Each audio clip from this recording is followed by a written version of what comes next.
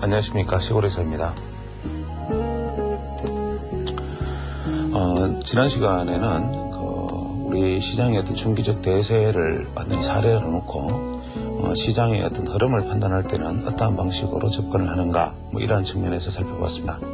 이제 이번에는 지난 예전에 했던 강좌에 이어서 파동론에 관해서 좀 더 깊이 있게 관찰을 해야 될 것 같은데, 오늘 이제 파동론은 조정이라는 곳에 초점을 맞추기 시작할 생각입니다.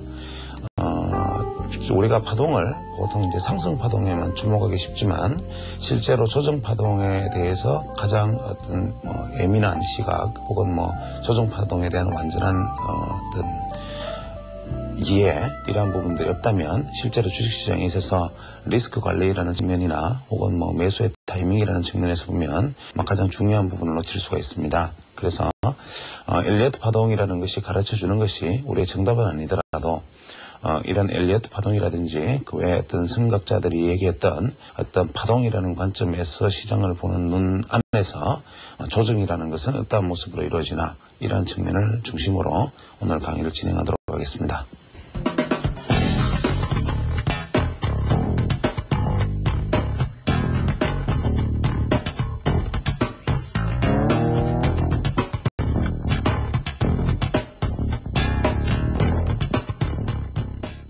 오늘은 지난 시간에 이어서 지지난 시간에 이어서죠.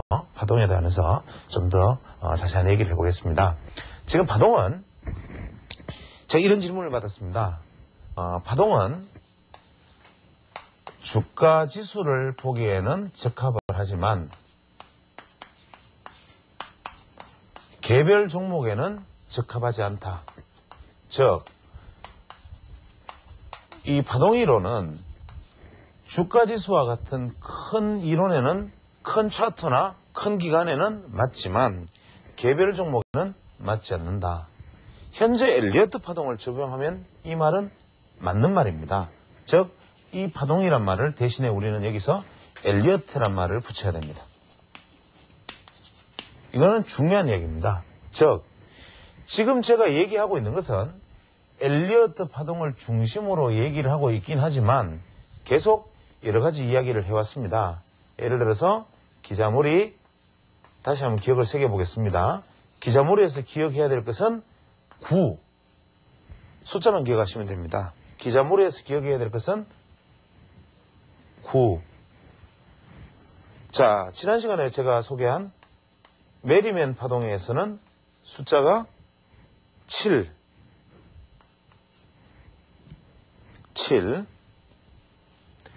엘리어트에서는 숫자가 5. 사케다는 숫자가 3. 다우는 3과 9. 이거를 나중에 제가 해나가야 될 이야기들 중에 핵심의 어떤 이야기가 담겨 있습니다.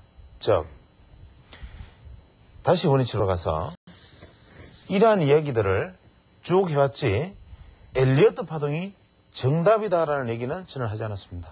즉, 이러한 파동들을 가장 체계화해서 설명한 사람이 엘리어트이기 때문에 엘리어트 파동을 중심으로 파동론에 관한 얘기를 해왔지만 엘리어트 파동이 정답이라고 얘기하고 있는 것이 아니다, 이 말입니다.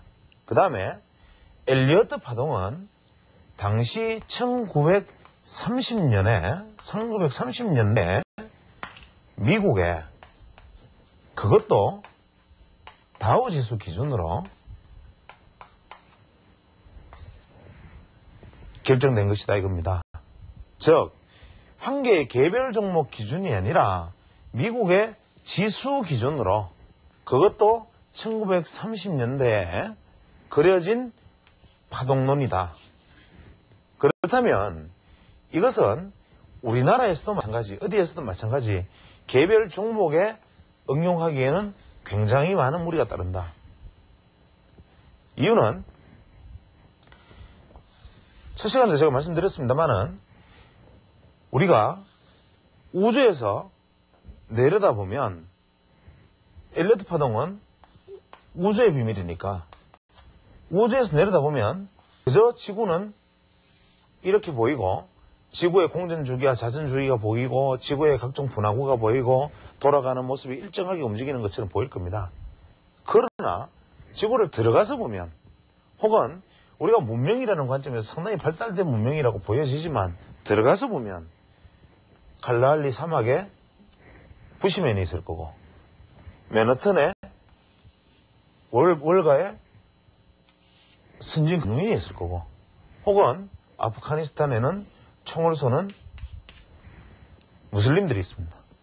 그러면 이 전체적인 질서가 이 맨하튼과 칼라할리 사막에 동시에 적용되는가? 맨하튼에 사계절이 뚜렷하면 칼라할리 사막에는 여름만 계속 있는 것이고 이 아프가니스탄에는 또 모래바람이 부는 건기만 계속되고 여기는 습기가 계속되고 틀린다 이거죠. 즉 다만 우리는 이 질서를 뭉뚱그려서 봄, 여름, 가을, 겨울이 교대되는 법칙이 존재한다. 지구라는 곳에는 낮과 밤, 봄, 여름, 가을, 겨울이 교대되는 법칙이 존재한다. 이게 바로 엘리어트 파동이다 이겁니다. 그러나 사흘 밤낮을 낮만 계속되는 백야가 있는 러시아도 있고 석 달 동안 밤만 있는 남극극이 있다 이거죠. 이거는 질서가 맞지 않는다. 즉 하나로 들어가서 적용할 수 없고 전체로서 적용할 수 있는 것이 엘리어트 파동이다. 원래 이 파동문 자체가 그렇다. 원래. 그러면 엘리어트 파동은 현재 제가 이렇게 열심히 강의를 해봐야 혹은 이것을 지금 보고 계셔도 그러면은 주가지수 선물 투자하는 사람들에게만 유용하고 개별 종목을 투자하는 개인 투자자들에게는 쓸모가 없는가? 혹은 주가지수 선물 투자 역시도 기껏해야 3개월 만에 만기가 이루어지는데 주가지수 선물 투자조차도 이렇게 큰 쪽으로 봐야 된다면 아무런 의미가 없지 않는가? 그렇죠? 큰 대세만 놓고 본다면 그것이 무슨 의미가 있는가? 이런 반문이 존재할 수 있습니다. 그러나 저희들이 여기서 취하지 않은 것은 누차 말씀드렸지만 이것이 파동이 주는 이야기들입니다. 파동론자들에게 질문을 한번 해봅니다. 예를 들어서 현재 우리나라 주식시장이 하락 시파동에 있고 하락 시파동 중에서 접속파 X 이후에 트리플 X가 나오고 하락이 마지막 구되는 국면인가? 그러면 이 파동은 현재 이게 우리가 중간 파동이냐 혹은 소파동이냐 극소파동이냐 제가 일부러 적지 않겠습니다. 투자자들의 혼란을 피하기 위해서 미니트, 슈퍼미니트, 서브미니트 막 나눌 수 있습니다. 그래서 8개의 장파동을 즉 초장기 사이클 엘리어트 파동은 그냥 이렇게 설명하겠습니다. 초장기 사이클 안에 장기 사이클이 들어있고 그 안에 큰 사이클이 들어있고 그 안에 대사이클이 들어있고 중간 사이클이 있고 소사이클이 있고 극세 사이클이 있다. 그러면 현재 우리가 말하는 이 주식시장 이거는 이 그랜드 사이클 큰 사이클이냐 아니면 인터미디어트 중간 사이클이냐 도대체 뭐냐 아무도 대답할 수 없습니다. 이유는 엘리어트가 그 당시에 책을 쓸 때 다우 지수를 놓고 책을 쓰면서 현재 이 파동이 중간 파동이다, 대파동이다, 그런 사이클이다 이 얘기를 하지 않았습니다. 그래서 엘리어트가 말한 이 현재의 기준이 뭔지를 모르고 그냥 슈퍼 그랜드 사이클 100년 주기다. 그냥 우리 생각에 이렇게 말을 할 수 있을 뿐이지 그 당시 엘리어트가 갖고 있던 기록들로 유추해 보건대 이러한 것이 아닌가 할 것이지 기준점을 잡아주지 않았다 이겁니다. 그러면 한국 시장은 현재 파동을 또다시 그 당시 엘리어트가 미국 시장을 거래했을 때는 현재 거래소가 거래 일수도 틀렸고 거래 시간도 틀렸다. 왜 이것이 중요하냐? 예를 들어서 금일 고점이 N을 예를 들어서 일봉상에 고점이 존재한다고 가정을 하죠. 일봉상에 고점이 존재한다. 이거를 만약에 2시간 봉이나 혹은 3시간 봉으로 나누면 이 동일 고점이 파동상에서 고점이 여기가 될 수도 있지만 파동상에서는 다음 파동의 고점이 될 수도 있다. 이것이 무슨 말인지 이해가 잘 안 되시겠지만 차차 설명을 해나가겠습니다. 즉 파동을 어떻게 세분하느냐에 따라서 이 파동이 자리하는 위치가 틀려진다. 그 다음에 현재 우리나라 종합주가지수 같은 차트를 자세히 보면 이렇습니다. 자, 봉이 나타납니다. 이렇게 3일이 올랐습니다. 그 다음에 빠지고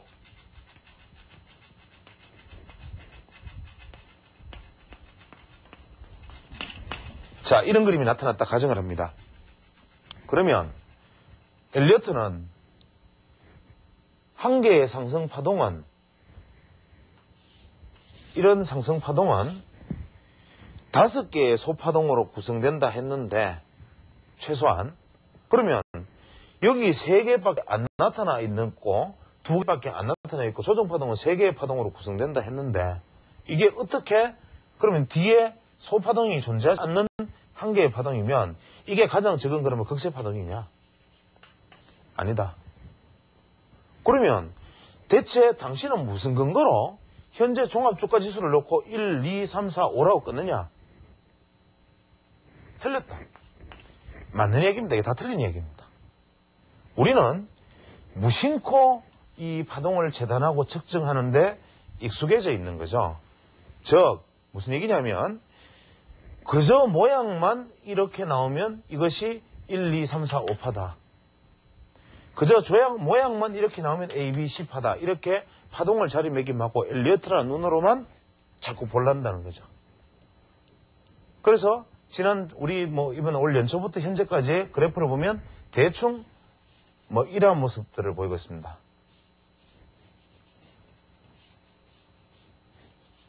현재 이러한 모습인데 우리가 접속파라는 기준으로 놓고 봤을 때는 A, B, C 나중에 접속파에 대해서 이야기를 하겠지만 1, 2, 3, 4, 5 또 A, B, C 1, 2, 3, 4, 5 또 1, 2, 3, 4, 5 1, 2, 3, 4, 5 이렇게 오고 있다. 이렇게 얘기를 하고 이것이 접속파다. 이렇게 얘기를 하는데 이 파동의 개수를 세어보면 이 안에는 2개짜리 봉도 있고 3개짜리 봉도 있고 9개짜리 봉도 있고 2개짜리 단 3개, 4개의 봉도 있다. 심지어는 이런 구간에는 봉 1개로 구성되어 있는 경우도 있고 봉 2개로 구성되어 있는 경우도 있다.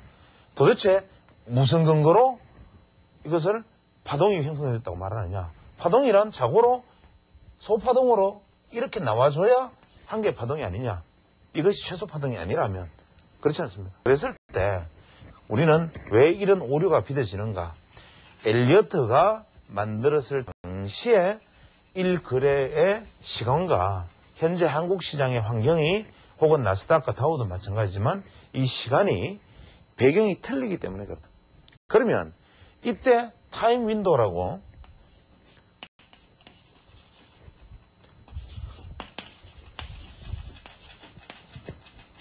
이 시간창이죠.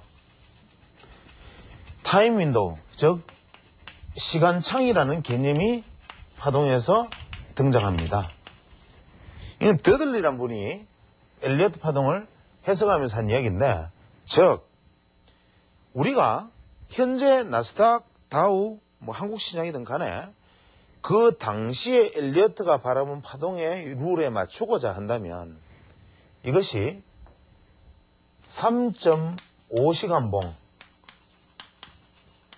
이건 미국 시장 기준으로 3.5시간 봉이 엘리어트의 소파동에 맞는 것이다. 3.5시간 봉으로 보면 1, 2, 3, 4, 5, A, B, C, 1, 2, 3, 4, 5, A, B, C, 1, 2, 3, 4, 5 이러한 소파동이 나타나든지 아니면 정말 이러한 어떤 완벽한 파동의 모습을 구성을 하는 완전한 파동이 만들어진다.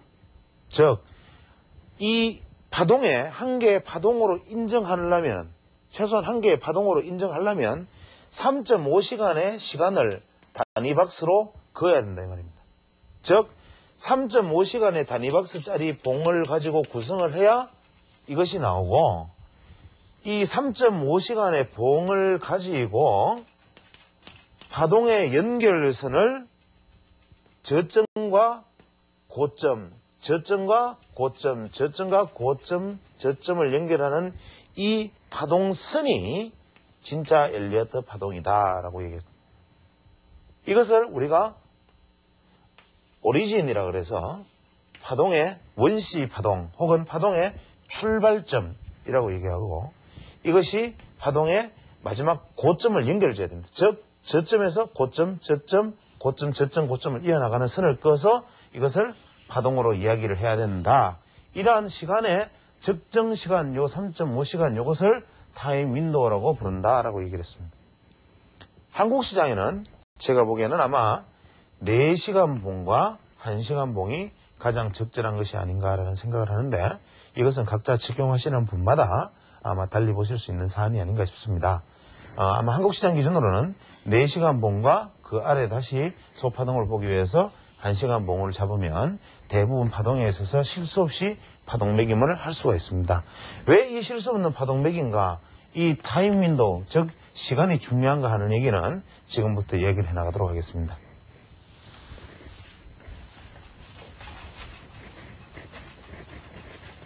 자, 파동은 제가 지금까지 일단 상승 파동은 하나, 둘, 셋, 넷, 5개로 구성되어 있고, 하락 파동은 A, B, C로 구성되어 있다는 얘기를 드렸습니다. 드리고 주 추세와 일치하는, 이쪽에는 상승 추세, 이쪽에는 하락 추세, 주 추세와 일치하는 방향은 5개의 소파동을 갖는다.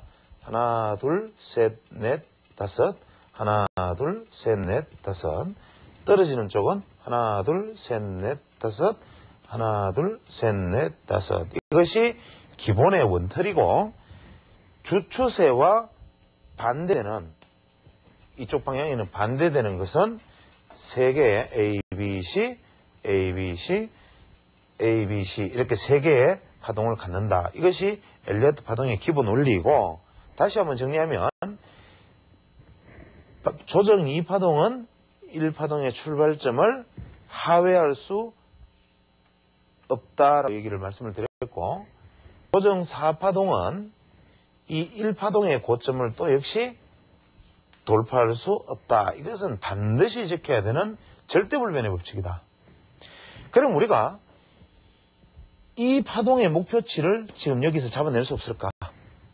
그러나 이것을 잡아내기는 굉장히 어려운 이야기입니다. 이것이 33% 조정을 받을지 50% 조정을 받을지 혹은 61.8% 조정을 받을지 이것은 아무도 모르는 겁니다. 1파동 이후에. 심지어는 1파동을 붕괴하고 내려가서 파동 자체가 실패해버릴지 이것은 모릅니다. 그래서 우리가 HTS에 보면 피보나치 라인, 피보나치 비율을 혹은 피보나치 라인이라고 부르는 버튼이 있습니다. 그걸 피보나치 라인을 꺼보면 우리가 이런 어떤 고점을 이렇게 형성을 하고 있으면 우리가 피보나치 라인의 출발선을 여기다 딱 끊고 버튼을 누른 다음에 여기다가 마우스를 클릭하고 피보나치 라인을 쭉 꺼서 갖다 대보면 현재 저점에서 고점까지를 갖다 대보면 퍼센트가 32.8%, 50%, 61.8% 줄이 딱 나타납니다. 그 다음에 그렇다면 여기에서 조정폭이 요까지일까? 요까지일까? 요까지일까를 우리가 생각할 수 있는 잣대인데 문제는 이것도 소용이 없습니다. 돼봐야 아는 거지. 이게 무너지고 내려가면 다음이고 무너지면 다음이고 무너지면 다음인데 지지를 기대하면서 들고 있다 깠다 가면 이까지 내려오고 그나마 그것도 지지 안 하고 더 내려가 버리면 다 없어지는 거죠. 차라리 이걸 모르는 게 낫다. 그래서 투자자들은 우리가 이것이 미리 얼마의 조정을 받을 것이다. 심지어는 38점 얼마의 조정을 기대하고 여기서 매수를 한다. 혹은 50%의 조정을 기대하고 여기서 매수를 한다. 혹은 61.8%의 조정을 기대하고 여기서 매수를 한다. 이것은 만용이다. 이렇게 말하는 사람도 만용이고 내가 이렇게 투자해서도 만용. 나는 이것이 여기서 33%의 조정받고 오르는지 50% 조정받고 오르는지 결과만 지켜보면 된다. 그래서 이 조건은 이 3파동이 길 수 있는 조건, 즉 1파동 이후에 조정받고 1파동의 고점을 돌파할 때가 개인 투자자들이 매수를 할 수 있는 결정적 국면이라고 제가 말씀드렸는데 특히 여기서 매수해서 상당폭의 상승을 누릴 수 있는 엄청난 상승을 누릴 수 있는 조건은 뭐냐? 여기 이 눌림폭이 얕아야 된다. 첫째 조건. 이 파동에 눌림이 얕아야 된다.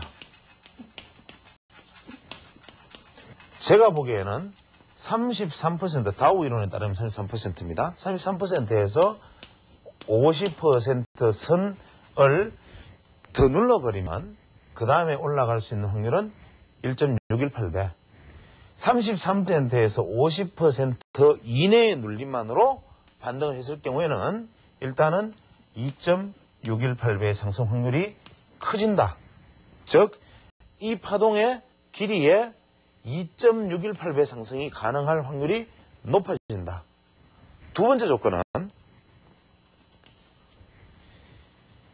2번 조정 파동이 2번 조정 파동이 통상 지그재그 파동 이후에 3파동이 일어나고 4파동이 복잡 형태의 삼각형이나 복잡 형태의 파동을 띠는 것이 원칙적이지만 만약에 2번 파동이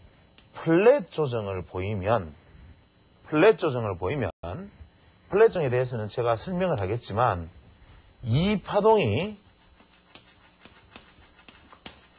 플랫 조정을 보이면 또 플랫의 길이가 우리가 흔히 말하는 하나, 둘, 셋, 넷, 5개 정도의 플랫의 길이가 아니고 이 플랫의 길이가 이 상승폭을 능가하는 플랫의 길이를 만들면, 즉 플랫인데 이것이 길면, 특히 상승 길이보다 길면 이것은 2.618배의 3파동을 불 가능성이 높다. 이것은 물론 제가 하는 얘기예요. 이것을 전적으로 믿으실 필요는 없고 이것은 제가 하는 얘기이기 때문에 전적으로 신뢰할 필요는 없지만 이것을 만약에 한번 염두에 두고 보십시오. 그 다음에 두 번째, 1파동의 상승각이 이 각도에 대한 얘기는 제가 다음에 드리도록 하겠습니다. 그 다음에 현재 이러한 어떤 플랫 조정 이후에 2.618배의 상승이 만약에 나타나면 4파동에서는 2.618배의 상승이 나타난 3파동이라면 4파동은 단순파동 이후 단순파동만 나타나고 5파동이 미달로 나타날 확률이 높다. 이것은 이제 제가 드리는 얘기입니다. 자, 그래서 우리가 여러분이 투자자들이 기억해야 될 것은 개인 투자자들이 매수할 수 있는 결정적 매수 국면은 1파동의 반전이 일어난 것처럼 보여도 참고 기다려라. 끝까지 매수하지 마라. 주식 투자는 개인 투자자들이 매수하는 국면은 모든 사람들이 대세가 반전되었다라고 떠드는 시기가 아니다. 모든 사람들이 이제 바닥을 찍고 돌렸다고 말을 하거든 그로부터 더 기다려서 모든 사람들이 대세 반전을 다시 의심할 때 사라. 즉 모든 사람이 대세 반전이 된 게 아닌가라고 말을 했다가 조정을 받을 순간에 이것이 아닌지 몰라라는 목소리가 많아질 때 관심을 기울여라. 그 다음에 이것이 눌림폭이 만약에 50% 이내에 눌려지고 이것이 플랫 조정의 형태로 가면서 이 상승 길이를 능가하는 파동을 보인 이후에 증가한다면 2.618배의 큰 상승이 가능하고 만약에 이것이 여기서 지그재그 단순 조정 이후에 반등을 한다면 1.618배의 통상적 수준의 반등이 예상이 된다. 그러나 일반 투자자들은 여기서 여기까지의 구간만 해도 상당히 큰 폭의 수익을 낼 수가 있다. 그 다음에 두 번째 일반 투자자가 매수할 수 있는 구간은 3파동 이후에 4파동의 조정인데 이건 역시 4파동이 조정받아 기다렸다가 이것이 1파동을 넘어서지 않고 반전하는 것을 확인하고 여기에서 매수를 하면 이 3파동을 넘어서는 5파동이 반드시 나오기 때문에 여기 역시도 여기가 눌림목의 끝이다고 예단할 필요가 없이 이것이 눌림목 이후에 반전을 하면 이때의 목표치는 최소한 3파동보다는 고가에 있는 목표를 두고 매수를 한번 할 수 있는 국면이 존재한다. 그래서 개인 투자자가 주식 투자에서 매수를 할 수 있는 소위 말하는 개인 투자자가 살 수 있는 가장 바닥 포인트는 1파동을 돌파하는 국면, 그 다음에 4파동이 반전하는 국면, 이 지점이다. 그 위에는 개인 투자자들은 주식 투자를 하면은 안 된다는 거죠. 이것을 다시 이제 상세하게 파동을 조정으로 한번 들어가서 살펴보도록 하겠습니다. 자, 이제 상승 파동에 대해서는 어느 정도 조금 마무리가 된 것 같고, 여기서 좀 더 복잡한 여러 가지 얘기들을 할 수 있지만, 이러한 얘기들은 실제로 주식 투자에 있어서 크게 도움이 되지 않는 데다가 전문 투자가를 제외한 일반 시청자분들이 주식 투자에서 이것을 활용하기에는 지나친 내용이 아닌가 싶습니다. 그래서 건너뛸 것은 많이 건너뛰고 일단 꼭 필요한 부분들만 일단 정리해서 엘리어트 파동은 단기간에 마치고 다음 이야기로 넘어가도록 하겠습니다. 그래서 다음에 우리가 파동의 고점을 이제 찾아야 되는데 1번, 2번, 3번, 4번, 5번의 상승이 있다면 우리가 여기서 상승 파동의 고점 중에서 투자자들이 반드시 기억해야 되는 것이 딱 한 개의 패턴이 있습니다. 이거는 너무나 중요한 패턴인데 특히 바닥 국면에 있어서도 마찬가지고 상승 국면에서 마찬가지인데 쐐기형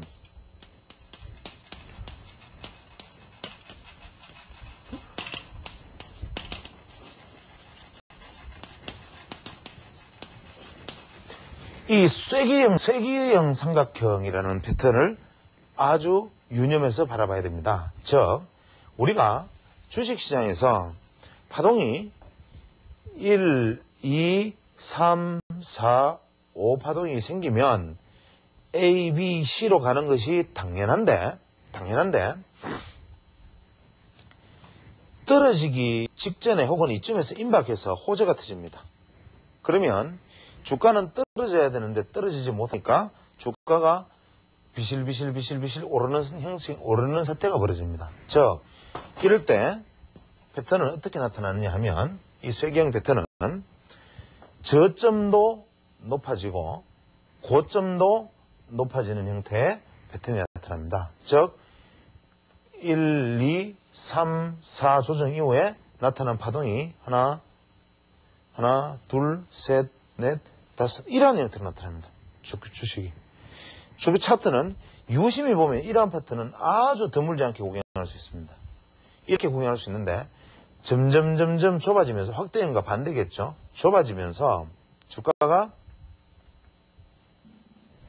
저점과 고점이 높아지는 것을 우리가 쐐기형이라고 하는데 이것은 조정받아야 될 자리에서 조정받지 못하고 원래 어떤 호재나 외부적 요인에 의해서 억지로 주가가 또 밀려 올라가기 때문에 이것의 끝은 결정적인 응징입니다. 이러한 파동이 나타나면 이것은 그 다음에 주가는 결정적인 하락 국면을 맞이합니다. 반대로 1, 2, 3, 4, 5 파동의 하락이 끝나고 반등을 해야 되는데 반등을 하지 못하고 여기서 주가가 저점과 고점이 동시에 낮아지는 쐐기형으로 나타나면 이 역시도 적절히 반등해야 할 자리에서 반등하지 못하고 외부 변수나 악재에 의해서 눌려있기 때문에 이것의 반등폭은 상당폭의 상승으로 나타납니다. 그래서 우리가 파동의 끝에서 1, 2, 3, 4, 5 혹은 눈으로 대충 봐서 이렇게 파동의 끝에서 주가가 이렇게 가면 이것은 큰 폭의 하락이 임박해 있다. 떨어지던 주가가 이렇게 오다가 이러한 형태로 오면 큰 폭의 상승이 예상이 된다. 그래서 엘리어트 파동에서 가장 중요한 패턴으로 취할 수 있는 것은 바로 이 쐐기형 패턴입니다. 이 쐐기형 패턴을 이야기하기에 앞서서는 원래 삼각형이라는 패턴에 관련된 이야기를 해야 되는데 삼각형 패턴에 대한 이야기는 조금 이따가 뒤로 미루기로 하고 자, 우리 주식 투자에 대해서 기본 논리를 한번 생각해 보겠습니다. 엘리어트 파동이지만 주식 투자에서 가장 중요한 것은 뭐냐면 원칙입니다. 기본이고 원칙인데 대부분의 주식은 돌파와 지지를 중심으로 삼는 것이 기본입니다. 예를 들어서 이러한 주가의 추세가 있다고 가정을 합시다. 이런 주가의 추세가 있다고 가정을 하면 주가가 이렇게 가다가 돌파했다가 되돌아드는 것을 우리가 뭐라 그럽니까? 속임수, 트랩이라 그럽니다. 속임수죠. 그 다음에 이렇게 왔다가 이번에는 닿지 않고 내려가는 것을 뭐라 그럽니까? 이것은 우리가 페일리어, 이거는 실패라 그럽니다.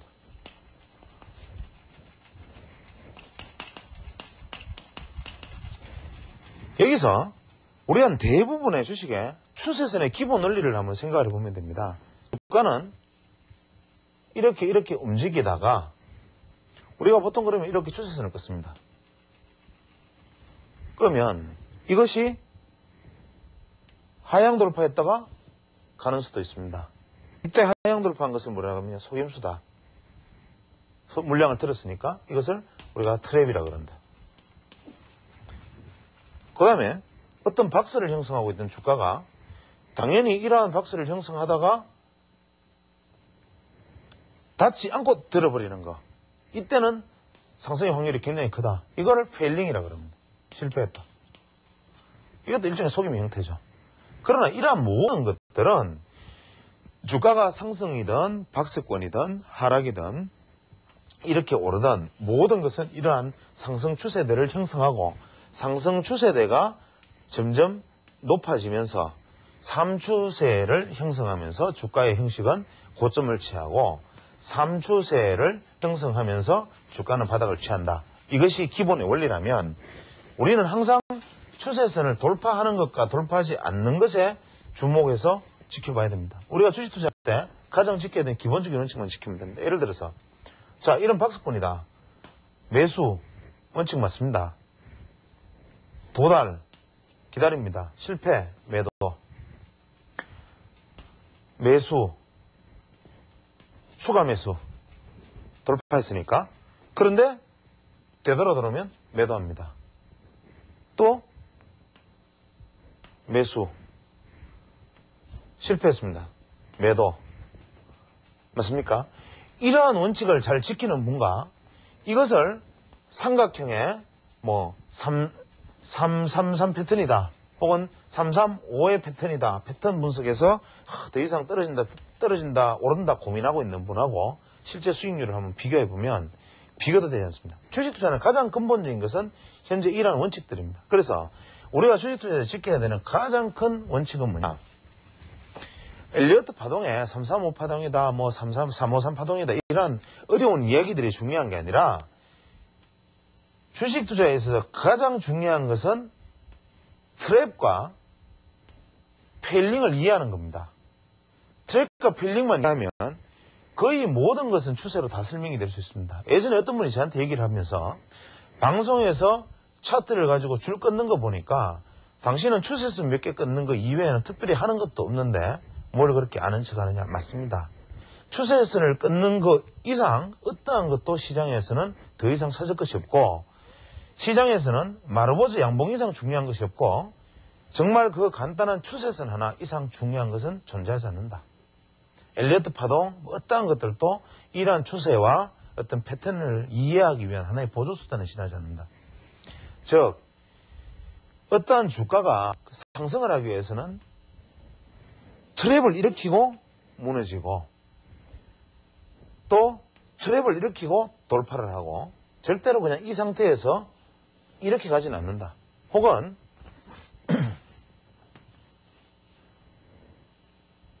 페일링을 일으키고 일어가고 혹은 페일링을 일으키고 주가는 움직인다.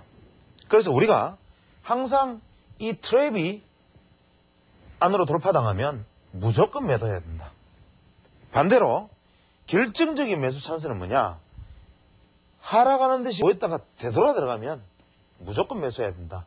이 원칙만 지키면 됩니다. 즉 하락했다가 하락 돌파했다가 되돌아 들어가면 뭡니까? 트랩을 만들었다는 얘기입니다. 그러면 현재 이 상황에서는 돌파를 못하지만 매수 매도 매수 매도지만 트랩을 만드는 매수는 이거를 기대한다. 또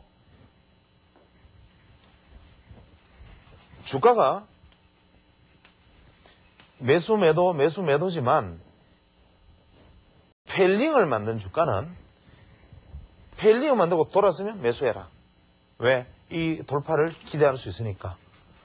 이것만 지키면 모든 주식 투자는 그냥 하나로 관통할 수 있다. 즉 천하의 엘리어트 파동 역시도 우리가 파동의 추세선을 그어보면, 자, 여기서 파동의 추세선의 개념에 대해서 한번 살펴보기로 하겠습니다. 여기서 우리가 파동의 추세선에 대해서 개념을 한번 살펴보면 1파동이 출발해서 2파동이 나왔습니다. 1파동이 나왔습니다. 그 다음에 2파동이 눌림목이 형성이 되고 3파동이 현재 출발하려고 합니다. 그러면 우리는 현재 이 파동을 추세선을 형성할 수가 있습니다. 형성하고 이 추세선에 대응하는 추세대를 그릴 수가 있습니다. 그래서 이 추세대의 각도가 가파르면 절대값은 높을 것이고, 이 추세대의 각도가 누워있으면 이 절대값은 낮을 겁니다. 이해를 하시겠죠? 그래서 2파동의 돌림점이 나타나면 3파동의 목표치는 이미 정해집니다. 최소역이다. 왜? 1파동과 대응하는 3파동을 그리면 3파동은 최소한 1파동을 넘었을 가능성이 높으니까. 그런데 3파동은 대부분 1파동을 넘었습니다. 1파동을 넘어서고 4파동 안으로 눌림목 조정이 들어오면 뭡니까?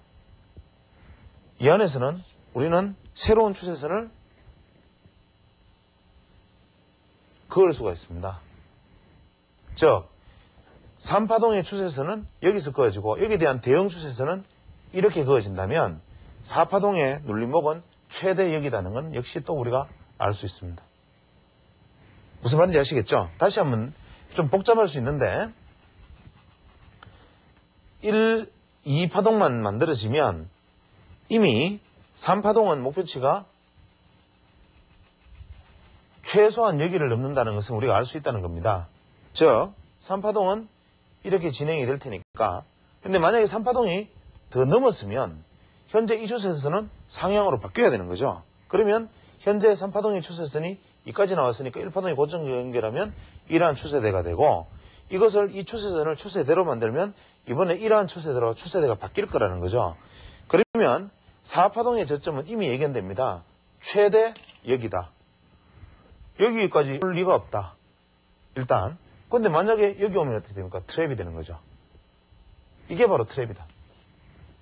그 다음에 4파동이 이렇게 와서 돌았으면 이거 뭐냐? 페일링이다. 모든 파동에서 마찬가지입니다. 그래서 이것이 4파동이 그럼 이렇게 와서 이번에는 여기서 형성됐다. 4파동이. 그럼 어떻게 되겠습니까? 추세대는 다시 4파동의 저점과 3파동의 저점을 연결한 이 선으로 추세는 변경이 되고, 다시 추세대는 이것과 평행하게 다시 변경이 되어서 5파동의 고점은 최소한 1파동과 비슷하니까 1파동과 비슷한 각으로 5파동을 그어보면 5파동의 고점은 여기가 될 것이라는 것을 우리가 예측할 수 있다 이 말입니다. 그래서 파동을 추세선과 추세대로만 놓고 봐도 파동의 각도만 알 수 있다면 이미 이 고점은 예측되어질 수 있다. 다음 단계 고점이 예측되어질 수 있고, 이 파동의 마무리가 이쯤이 올 것이라는 걸 알 수 있기 때문에 이 이상에서는 내가 매수하지 말고 이익을 취해야 되겠다는 것을 알 수 있다는 뜻이 됩니다. 즉 이러한 추세의 개념, 이것이 파동에 접목되었을 때 이것은 프레이트가 이야기한 내용이긴 하지만, 여기서 프레이트의 이야기는 파동의 추세대를 1, 2파동의 추세대를 만들고 평행 추세대를 만들고 3파동에 돌파되면 다시 이 추세선을 그어서 추세대를 만들고 또 4파동에서 조정받으면 이 4파동의 추세대를 만들어서 5파동과 1파동의 평균점 고점이다. 이러한 얘기를 했지만, 제가 말씀드리고자 하는 것은 이 추세선과 추세대의 파동의 이치 못지않게 중요한 것이 이 파동의 각이다.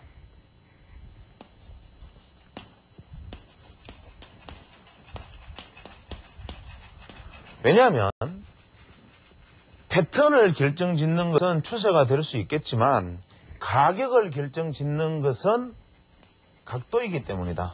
이유는 파동각이 이러한 파동으로 만약에 진행되는, 이러한 추세로 진행되는 파동이 있다면 파동이 아무리 길어봐야 고점 대비 상승폭은 크지 않을 것이다. 엘리어트 파동에서 개념과는 완전히 벗어난 얘기지만 저는 이 점에서는 엘리어트 파동을 저는 무시합니다. 횡보 파동이다. 이런 파동이 나타난다. 혹은 각도가 큰 만약에 추세대가 있다고 가정하면 어떻습니까? 실제 폭은 대단한 폭의 상승이 이룰 수 있다. 그래서 우리는 여기서 주목해야 되는 것은 뭐냐면 파동이라 그러면 항상 제일 먼저 생각하는 거 1, 2, 3, 4, 5, A, B, C 1, 2, 3, 4, 5, A, B, C 요것의 조정은 몇 프로? 계산해보면 이 폭이 100이니까 이거의 33% 조정은 33원 그러면 77원이 지지가 되겠다. 77원의 매수 주문 이거는 파동을 내가 독약으로 받아들인 거다. 그래서 파동이라는 것은 뭐냐? 하나의 어떤 시장의 흐름이 이렇게 흘러가고 있기 때문에 우리가 엘리어트 파동에 특히 상승 파동에서 받아들일 수 있는 것은 취할 수 있는 패턴, 그 안에서 엘리어트가 가르쳐준 패턴들을 취하고 그 다음에 이 패턴들이 만들어지는 것은 어떻게거나 이러한 파동으로 하여튼 만들어지더라. 이 안에 다시 소파동이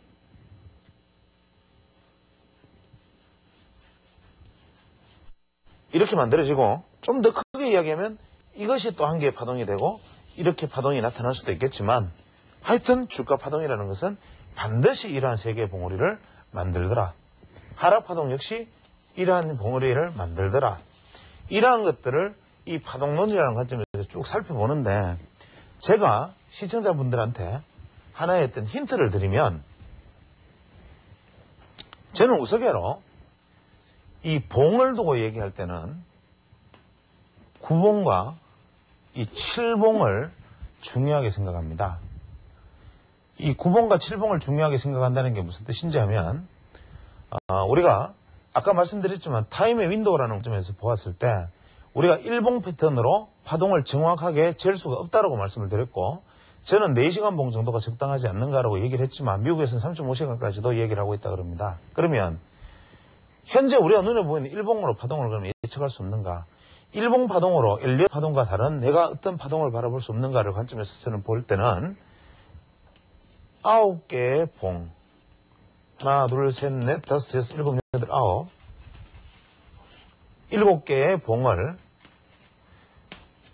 최대 상승 파동과 최대 조정 파동 그 다음에 최소 상승 파동은 6개 최소 조정 파동은 4개 이러한 관점에서 차트와 봉 패턴을 가지고 제 나름대로는 보는데 여기에 대한 설명은 왜 이렇게 보느냐라고 저한테 설명을 요구하신다면 저는 여기에 대해서 설명을 하지 않겠습니다. 왜냐하면 여기에 대해서는 제 나름대로 어떤 것을 보는 어떤 제 나름대로의 시각일 것이고 이것이 만약에 정확하게 맞는 말이라면요 뭐 그냥 어떻게 얘기를 해도 좋고 또 이것이 진짜 만약에 어떤 특별한 노하우라면 제가 또 이걸 가지고 섣불리 얘기를 하지 않겠죠. 그래서 이것은 제가 하나의 숙제로 던지겠습니다. 그래서 파동에 대해서 깊이 이해하시고 공부하시고 싶은 분들은 이것이 제가 던졌던 이 말이 무슨 의미를 가지고 있는지 하는 것도 한번 살펴보시고 새로운 어떤 뭐 황당한 화두를 하나 던지면 뭐 양음양에 음이 나는 경우 혹은 뭐 음양음에 음이 나는 경우와 양음양에 음이 나는 경우 뭐 이러한 정도의 어떤 패턴들까지도 뭐 깊이 연구하시는 분들이 있더라 정도 하는 얘기로 오늘의 강의를 마무리 짓겠습니다.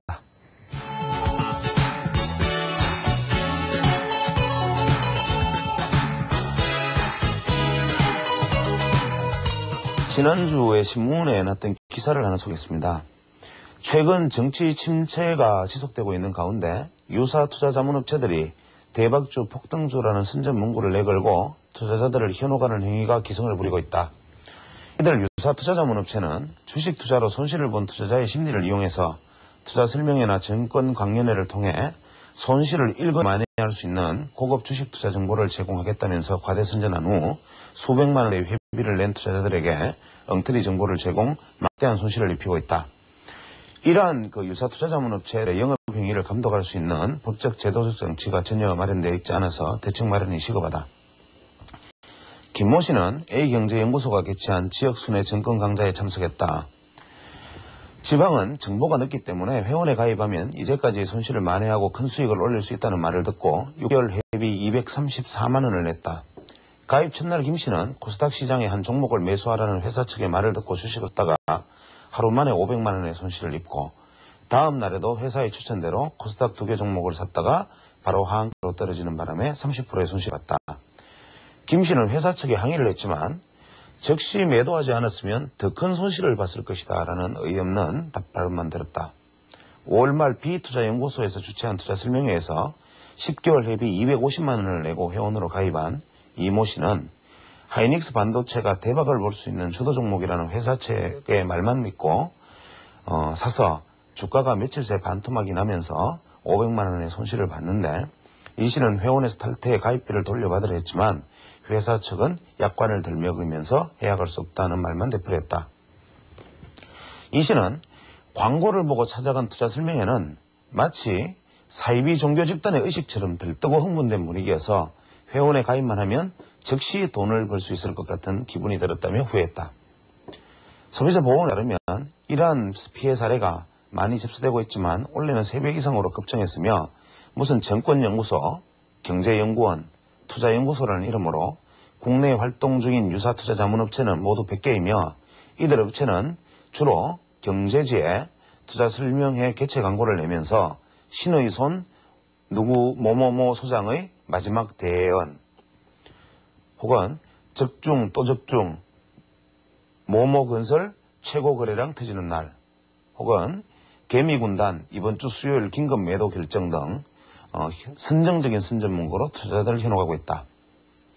금감원 관계자는 불특정 다수에게 강연회나 ARS 등을 통해 정보를 제공하는 유사투자자문업의 경우 신고사항이기 때문에 감독할 수 있는 법적 제도적 근거가 없다라고 말했다.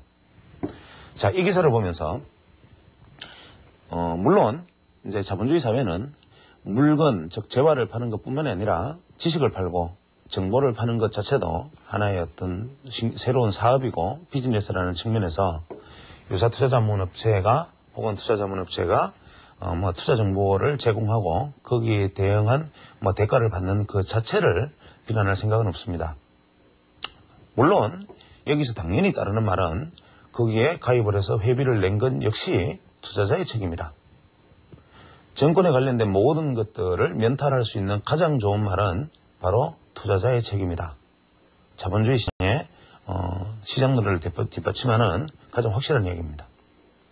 그러나 저도 모 경제연구소 무슨 모 경제연구소네요. 모 경제연구소의 주식투자 강연회를 한번 지지난주에 한번 관찰을 해본 적이 있습니다.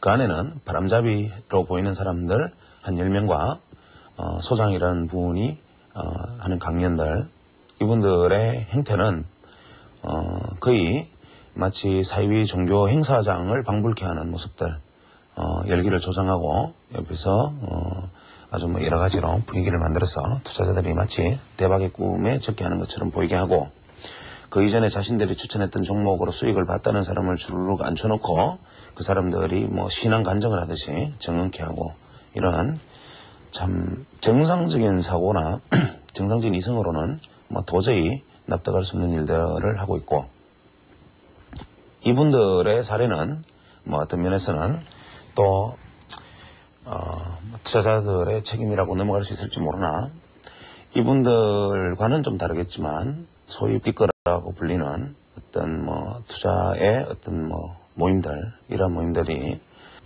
항상 우리가 말하는 강남 큰손이라 부르죠. 이러한 분들이 시장의 질서를 왜곡하거나 이러한 분들이 음성적으로 돈을 모아서 투자를 하는 행위들은 분명히 투자자문법에 위배되는 사항들이 있을 거라고 보여집니다. 그래서 이러한 부분에 있어서 법적인 제약을 일일이 다 가할 수는 없고 모든 시장을 모든 것을 규제 위주로 규제 일변도로 갈 수는 없지만 투자자들의 심각한 피해가 예상된다면 이러한 부분에 대해서는 일단 적절한 제재 조치가 필요할 것처럼 보이고 투자자들도 다시 한번 말씀드리지만 만약에 경제지 하단에 그렇게 방송하되는 어떤 뭐 광고에 되는 이러한 어떤 회사들 혹은 무슨 주식을 가르쳐줘서 무슨 수천 프로 수익을 내게 가르쳐주겠다는 책이나 혹은 무슨 강좌들 그런 강좌들이 정말 그 강좌를 듣는 사람이나 그 강연회를 듣는 사람이 정말 수천 프로의 수익을 내게 해줄 수만 있다면 그분들은 그것을 하지 않을 겁니다. 지난번에 제가 말씀드린 얘기이기도 하지만 냉정하게 어려울 때일수록 나를 믿고 원칙을 믿고 부안해동하지 말고 흔들리지 않는 모습이 중요하고 절대로 대박, 현혹 운운하고 무슨 1000%, 2000%, 수백 프로 수익을 이야기하면 그것은 그냥 기만이다라고 생각을 하시고 가장 이성적이고 현실적인 방안을 내가 스스로 냉정하게 찾아나가는 눈, 이것이 오히려 시장에 살아남는 눈일 것입니다. 그래서 아마 이런 분들 자체도 더 이상 시장이 화랑일 경우에야 주식시장에서 적당히 떨어지는 떡국물을 얻어먹는 거, 주워먹는 것을 타다보고 싶은 생각은 없지만 현재 상황은 이미 죽어가는 사람들의 심리를 교묘하게 이용해서 마치 암 환자 가족들의 심리를 이용해서 암 환자 가족들에게 사이비 무슨 약재를 수백만 원씩 팔아먹는 그런 것과 다름없는 행위라는 관점에서 이러한 행위를 하시는 분들이나 또 여기 참여하시는 분들이나 혹은 투자자들까지 전부 한 번 더 현재의 모습들 이러한 부분들에 대한 어떤 판단들을 새로 한번 해봐야 될 때가 아닌가 생각합니다.